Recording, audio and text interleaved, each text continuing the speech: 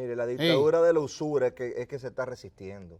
Porque aquí también hay una y, dictadura de la usura que cuando ve banca solidaria y cuando ve iniciativas así, lo que dice que se está claro, repartiendo el dinero de ellos. Dice, mira, se me ujú. está repartiendo el dinero. A mí, usted no tiene que Por irse muy eso, lejos. mire, por eso hay que insistir, hay que insistir Mire, la prensa no ¿eh? resalta. en esto. Por ejemplo, no se resalta lo que ha significado el Consejo de Competitividad en República Dominicana. Pero inclusive para el tema número uno de la oposición, que es el tema de la transparencia. El tema de la transparencia, el tema de la impunidad, se reduce cuando usted tiene elementos transparentes, porque permite que cualquier persona arme un expediente, y si se arma un expediente, quedan las evidencias para procesar a alguien. Entonces, cuando usted toma a República Dominicana y toma, por ejemplo, lo que es RD Fácil, esas iniciativas que vía el Consejo Nacional de la Competitividad han reducido trámites y garantizan que ustedes con el celular tengan acceso a lo que hace una institución pública, se está eliminando no solamente la discrecionalidad, sino se está eliminando ese flagelo de la corrupción, porque en la medida de que todo es más transparente y uno como ciudadano tiene control y veeduría social y no una persona por notable es el vedor, porque también eso era, aquí habían personas que les gustaba ser ellos los vedores. Entonces, un grupo de notables eran los vedores. No, no, ahora estamos hablando de que cualquier ciudadano es un vedor y ya esos vedores notables no se necesitan porque la tecnología, al facilitarle al ciudadano común todas las informaciones, ha convertido que todos ejerzamos un control social.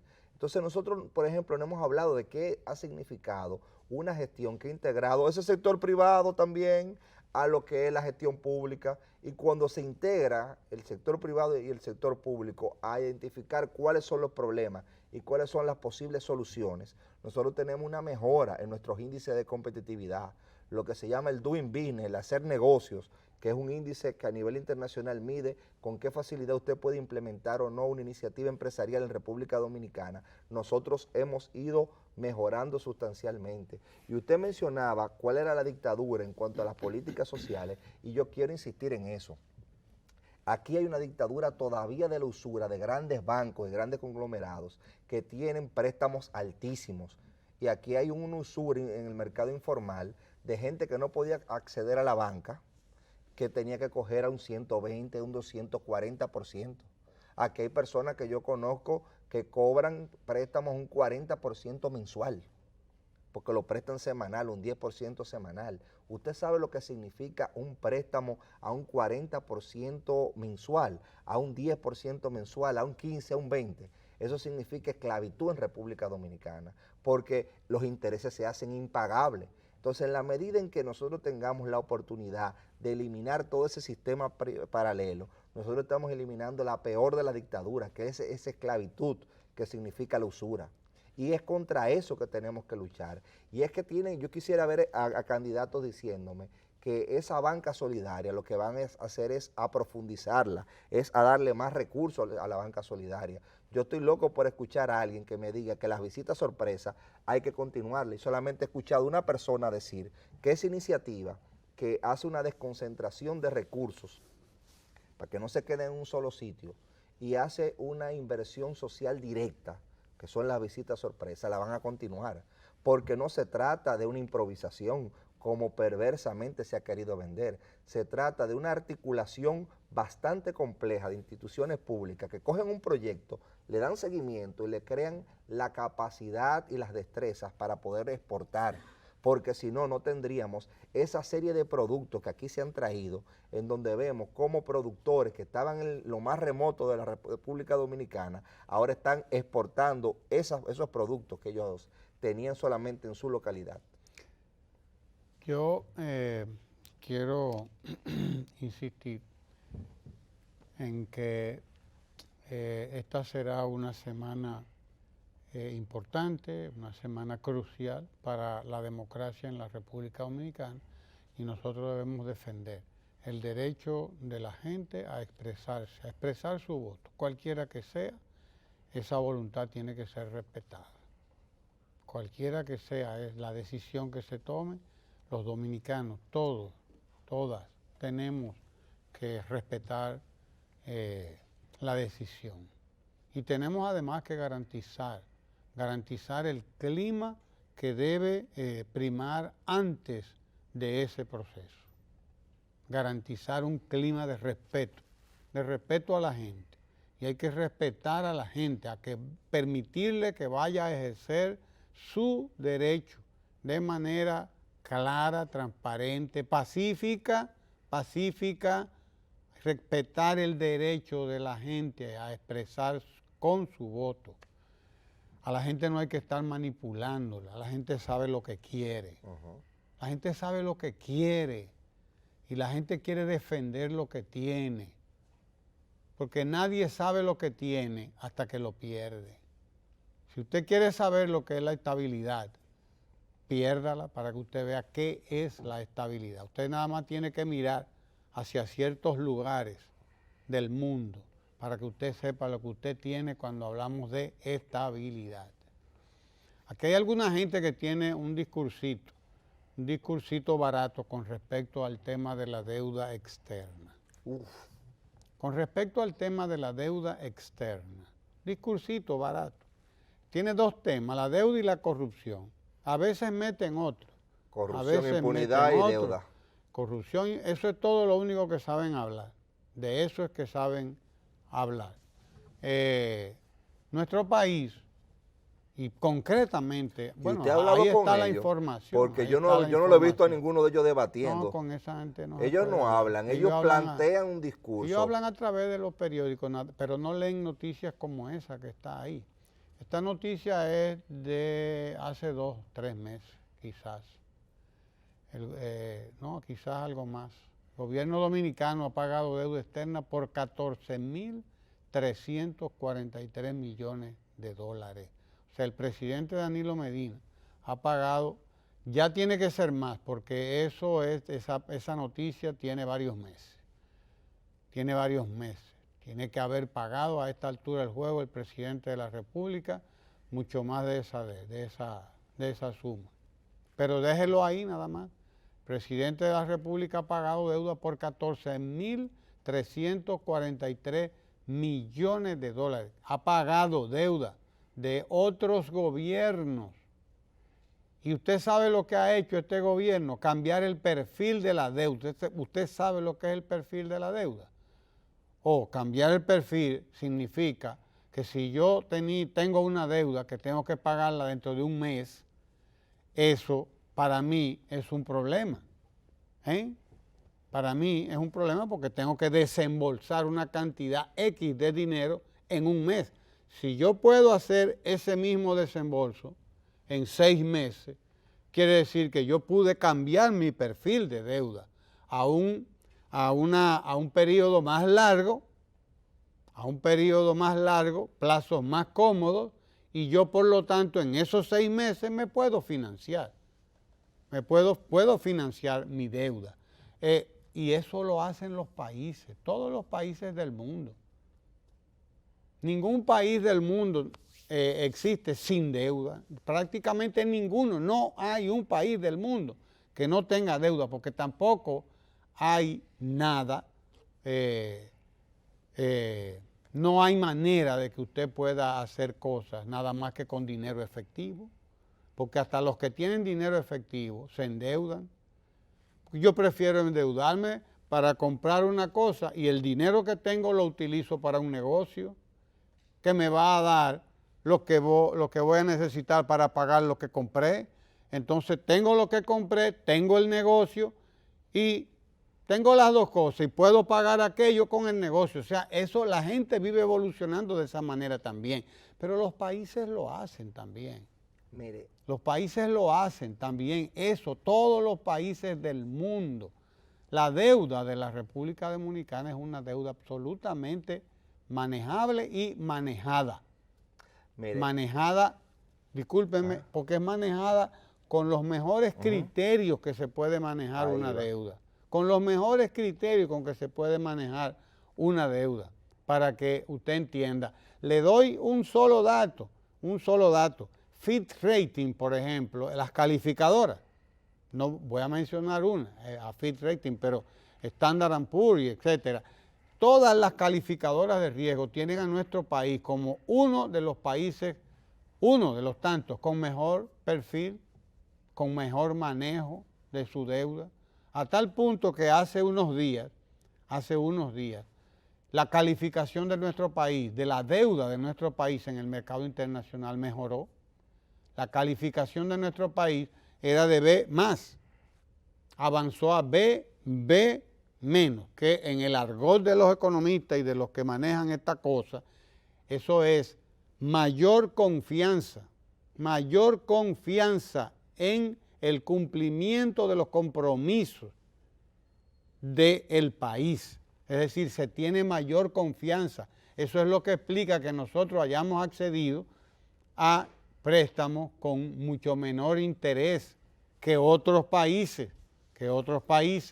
Tenemos una cartera limpia, clara, identificable, manejable, totalmente manejada por el gobierno dominicano con la inteligencia con que se ha manejado aquí un tema como ese, del cual mucha gente habla pero no sabe nada, del cual mucha gente habla, incluyendo a estos señores de estos periódicos, hablan, pero no saben nada.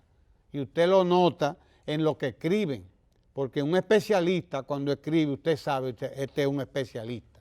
Pero cuando es uno que han puesto a manejar datos y cosas que no sabe, también usted se da cuenta, este es un periodista que está haciendo pinino, que está aprendiendo el ABC de esta cosa.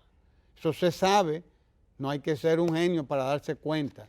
Y entonces, aquí hay gente hablando de este tema sin saber de qué está hablando.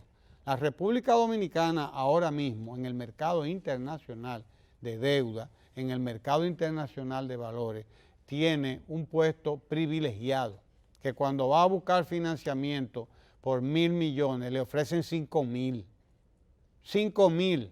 Ahora mismo, la última vez que accedió al mercado internacional la República Dominicana, lo hizo a 30 años incluso, a 20, a 30 años. Y eso no es a cualquiera que le prestan con condiciones como esa, para que usted sepa.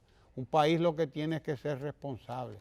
Si los gobiernos son responsables, si manejan su deuda como debe ser, pues no hay que tener ningún temor. Además, la República Dominicana tiene todas sus variables ahí, clarísimas, que las ve todo el mundo. El Banco Central está informando permanentemente de la situación del país en términos de sus principales variables económicas. De manera que no hay que estar creyendo todo lo que dicen todos estos señores que creen que ellos saben de este tema, que creen ellos. Y lo único que saben hacer es lo que están haciendo con el coronavirus, meterle miedo a la gente, llevarle pánico a la gente. No se deje utilizar, no se deje confundir por toda esta gente que ahora en esta semana, además, quiere dedicarse a protestas y a cosas que ya usted sabe, y a amenazas y a propalar cualquier tipo de rumor con el propósito de manipular la intención de voto de la gente, porque no es otra la intención que tienen. Discúlpeme, don Sergio. No, yo en la misma tesitura, solamente haciendo alguna acotación, la mejor manera de usted predecir el comportamiento de una persona es usted observar cómo se ha comportado en el pasado. Por eso yo insisto tanto en el tema de la historia, porque vos decía que era la mejor manera de uno entender cómo se va desarrollando el cuerpo social. Y en el caso de República Dominicana hay una etapa que es crítica, que es la etapa del 78 al 86.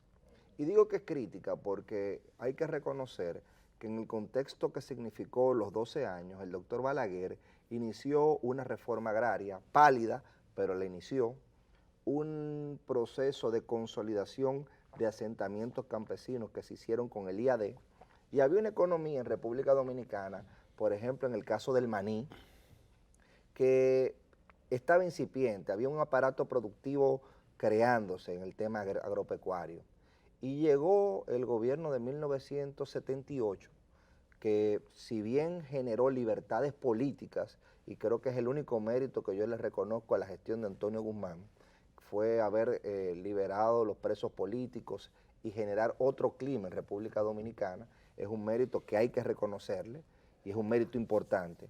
Sin embargo, en el tema del aparato productivo nacional, lo que nosotros tuvimos fue un desmonte gradual y después acelerado de ese aparato productivo, que comenzó con el APL 480 y esa importación de alimentos que se hacía a crédito, y usted escucha que en ese gobierno se puso a parir la tierra. Mentira, en ese gobierno aumentaron las importaciones y no se le dio continuidad a lo bueno que tenían esos asentamientos agropecuarios que había hecho el doctor Balaguer.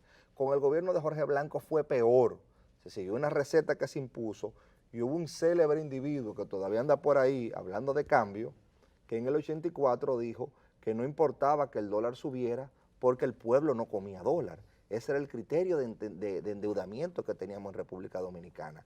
A nosotros no nos importa que el dólar suba, el pueblo no come dólar. Decían eso. Decía ese señor esa cosa, esa frase célebre, y todavía gravita en la vida política y hay personas que tienen el tupé de ponérmelo como un elemento de cambio. Yo quiero insistir mucho en eso, no es cambio, es regresión. Y el tema del endeudamiento, que se menciona mucho, Ray Dalio, quien maneja, un norteamericano que maneja el fondo de inversión más grande tal vez del mundo, él dice que usted tiene para aumentar la productividad dos vías, una a largo plazo, que es trabajando duramente, usted va a tener un crecimiento aumentando la productividad, pero la otra es el préstamo, y que cuando usted toma el préstamo y lo utiliza para cosas productivas, usted aumenta esa línea de productividad, valga la redundancia. Entonces él decía que el tema es que si usted coge un préstamo para ponerse a ver televisión, para comprarse una televisión, el préstamo es malo, pero si usted coge un préstamo para usted comprarse un carrito y con ese carrito producir, no andar, ya el préstamo es bueno, porque tiene que ver con qué se usa el préstamo. En el caso de República Dominicana, a mí me gusta insistir en eso, porque se quiere decir que la jornada escolar extendida es un gasto y no una inversión. La finalidad que se persigue con el Estado es la mejoría de todos los ciudadanos, no es igual que una empresa privada. Por eso hay personas que si no tienen una visión social de lo que es el Estado, no va a entender eso. Cuando se invierte en eso, usted no está gastando, usted está invirtiendo, porque usted está formando recursos humanos. Cuando usted invierte en elementos que benefician a la mayoría, usted no está gastando, usted está garantizando un derecho y esa es la función que tiene el Estado. Entonces, en República Dominicana, esa garantía de derechos y esa que ustedes ven ahí de inversión en educación ha ido vinculado a mejorar el aparato productivo y yo creo que eso es lo virtuoso del modelo y es virtuoso cuando usted toma en Barahona que se compra el desayuno, la comida y la merienda a los productores de la zona. Cuando usted toma eso, usted está vinculando esa inversión al aumento de capacidades productivas y si el préstamo es para eso, usted va a tener un elemento sostenible. Sumado a que República Dominicana, sin nuevos impuestos y con una presión tributaria bajita, ha logrado, como dijo Pepe Mujica, prácticamente un milagro. ¿Cómo se hacen, preguntaba él, en República Dominicana, con una presión tributaria tan bajita para ir garantizando tantos servicios? Entonces yo creo que cuando se aborda de una manera populista el tema, nosotros dejamos de lado el verdadero enemigo que es la pobreza y cómo nosotros enfrentarlo. Mire, recordemos todos, el pánico, el miedo no lleva a ningún lado. Nosotros todos tenemos que confiar en lo que están haciendo nuestras autoridades, el Ministerio de Salud, el Servicio Nacional de Salud, la Organización Mundial de la Salud, sus representantes en la República Dominicana también, que están trabajando codo a codo, hombro con hombro, pie con pie y mano con mano, como dice la canción. Con el Estado, con el gobierno dominicano. Se están tomando las medidas que hay que tomar. Usted no le dé crédito a los rumores que ponen a circular, incluso algunos médicos. Que vaya usted a ver si se puede confiar en ellos. Vaya usted a ver si se puede confiar en ellos cuando ellos se atreven a hablar cualquier cosa. Eso es mejor que no le pongan una inyección a usted porque lo matan. Sí, porque cuando una persona no se respeta a sí misma, cuando una persona no se respeta a sí misma, entonces esa persona es capaz de cualquier cosa. Y un médico que sea capaz de poner a circular rumores es una persona que no merece la confianza de nadie, de nadie. Hay sectores que quieren producir confusión, que quieren adelantarse a las decisiones. Quien tiene que decir si un paciente tiene coronavirus es la ciencia. Nadie puede inventarlo. Quien tiene que decir si una persona como ese ciudadano belga, es decir, de Bélgica, natural de Bélgica, que vino al país y que tenía el coronavirus y que fue aislado y que falleció, puede haber fallecido por otra cosa. Hasta ahora no hay una nota oficial. Se está investigando eso se está investigando desde ayer y se va a tener una información de qué falleció este ciudadano belga que estaba en nuestro país. Y así se va a hacer con cada caso. Con cada caso se va a hacer.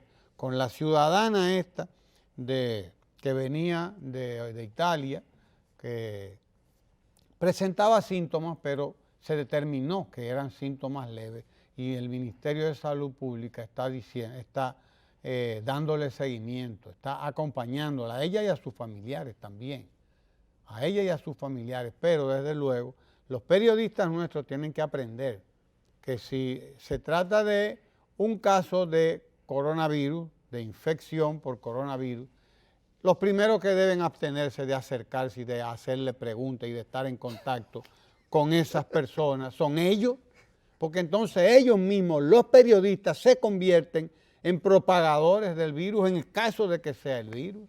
Hay que aislarlos a ellos también, que tenemos que dejar este tipo de actitudes para otros temas, pero no para este.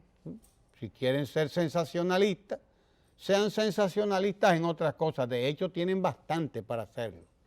Y lo están siendo, hay que verlo. Y quiero dar cuenta, antes de que terminemos, de la llegada al país del Ocean Cleanup. Una embarcación que va a contribuir con la limpieza del río Ozama. Uno de los grandes objetivos del presidente Danilo Medina, la limpieza del río Ozama, que la comenzó desde que llegó ahí. Mírenlo ahí. Sí, señores, una embarcación con una tecnología particular que permite el Interceptor 004 se llama. Es una donación al país, un préstamo, no recuerdo si es donación o préstamo, que le han hecho algunos países, un país europeo, no recuerdo cuál es.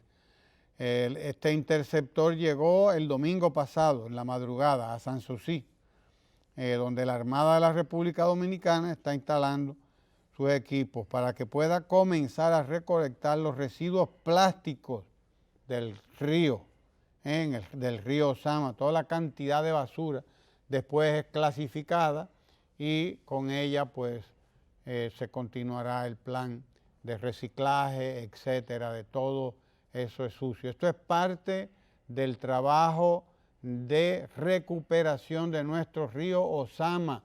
El gobierno dominicano, el gobierno del presidente Danilo Medina ha empezado el plan de recuperación del río Ozama, el plan más ambicioso, el plan más consistente, además de recuperación de nuestros ríos, que consistió en sacar primero a los moradores de la vieja barquita y construir la nueva barquita, y que ha continuado con la llegada de esta embarcación y que continúa también con el plan de remozamiento del Domingo Sabio. Ningún gobierno le había importado nada de esto, a ninguno de los que llegaron ahí antes.